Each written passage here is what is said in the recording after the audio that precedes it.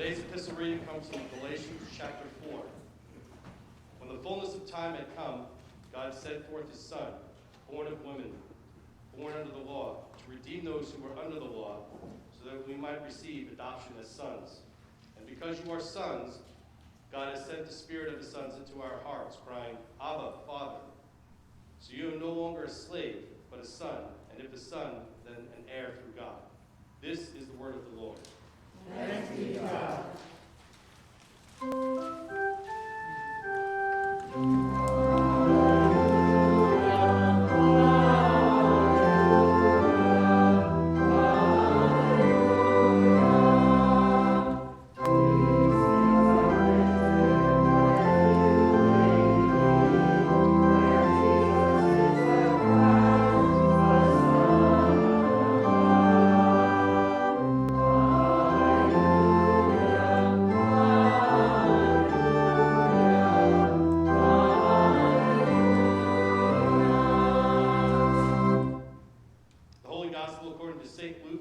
Chapter.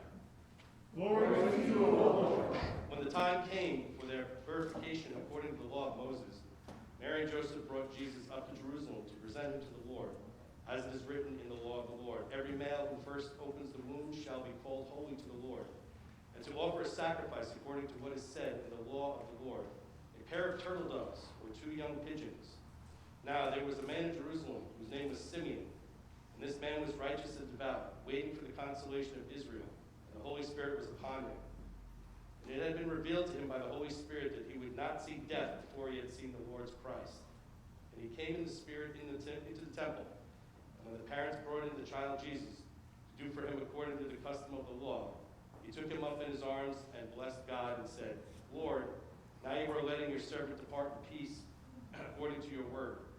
For my eyes have seen your salvation that you have prepared in the presence of all peoples, a light for revelation to the Gentiles and for glory to your people Israel.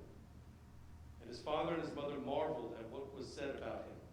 And Simeon blessed them and said to Mary his mother, Behold, this child is appointed for the fall and rising of many in Israel, and for a sign that is opposed, and a sword will pierce through your own soul also, so that thoughts from many hearts may be revealed. There was a prophetess, Anna, the daughter of Phanuel, of the tribe of Asher. She was advanced in years, having lived with her husband 7 years from when she was a virgin, and then as a widow until she was 84. She did not depart from the temple, worshiping with fasting and prayer night and day. And coming up at that very hour, she began to give thanks to God and to speak of him to all who were waiting for the redemption of Jerusalem. But when they had performed everything according to the law of the Lord, they returned to Galilee, to their own town of Nazareth. And the child grew and became strong, filled with wisdom, and the favor of God was upon him. This is the gospel of the Lord. Praise to you, O Christ.